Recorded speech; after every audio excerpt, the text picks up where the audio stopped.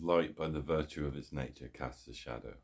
We mask our eyes from the shadows at peril.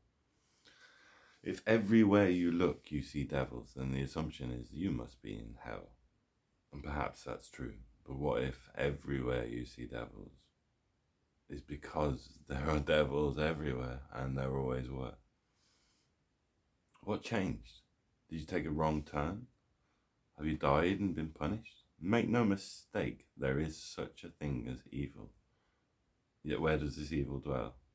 And at what point did you become so very, very virtuous that you began to distinguish yourself from that evil? And where does the line between conduct and consciousness begin? And more importantly, where does it end?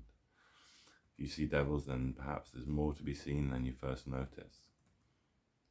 I spent 6 years living as though, knowing with absolute certainty that I had died, been judged, and gone to hell. No one and nothing could convince me otherwise, but in this process I realized my own nature. I realized that if you look just the right way, with very little shift, that hell is all around us. The simple act of observation, with clear eyes, as my defences unravelled. Was my identity fractured under the weight of my enormous suffering and indeed my own death, and the visceral inability to separate people's actions, behaviour and instructions from that of the denizens of a deeply disturbing and dark underworld? I realised the world I was in hadn't changed. I could just see things clearly. For my mind to accept the endless psychological disillusion, the abject cruelty and unrelenting force of darkness and evil that had made the first 21 years of my life, the only explanation that had made any of this make sense was that I had died and literally, with no metaphor, delusions or phantasms, descended into hell. What a revelation. The world I was in before was exactly the same, but I could see the gruesome violence, the abuse, the systemic hatred, the generational trauma shared by millions of people. I had eyes to see, and the desire to pluck my eyes from my head in the weight of this seemingly valid and compelling belief became so much that when told to take medicine that would help, was concurrently threatened with violence to compel me to take it, despite my presence being voluntary and begging them for help, total willingness to follow as they led. A further revelation came to pass. Either every person in this place was in on it, or they were in fact subject to the same, now shattered, illusion and I was entranced with up until my death. This led to an explosion of compassion in my heart that I spent years utterly at the whim and force of constant heartbreak for the fate of the world, all the while desperately clinging, clamouring, hallucinating with an unreconciled drive to return to the place where I'd been before I took my own life.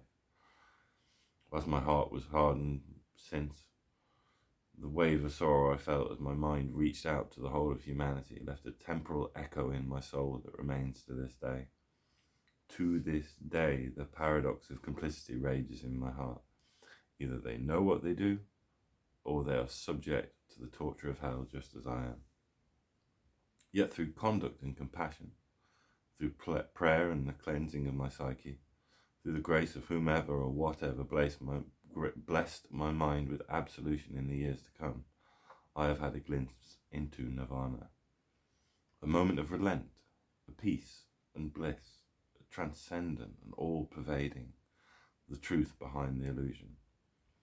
The gift of that same vision of hell, yet with all the subtlety of the previous shift of consciousness, the realization of self, the recognition of truth, the acceptance of reality, the clarity of mind as stark as the darkness within which I had spent the first 27 years of my life.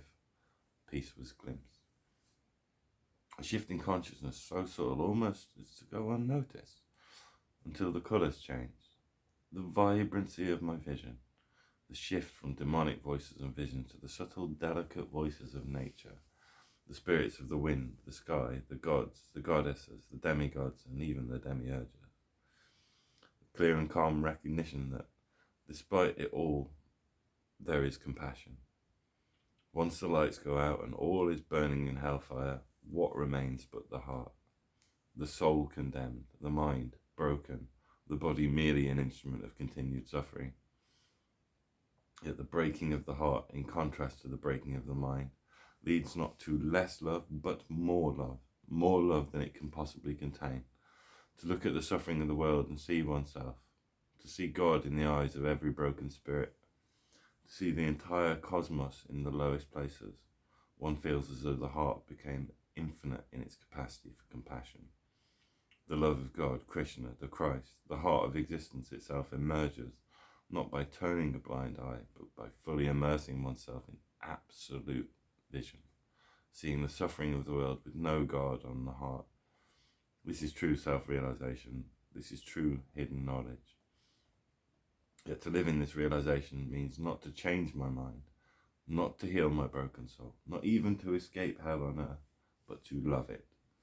But to love it so much that the demons recoil in horror at the light I pervade and burns away all darkness.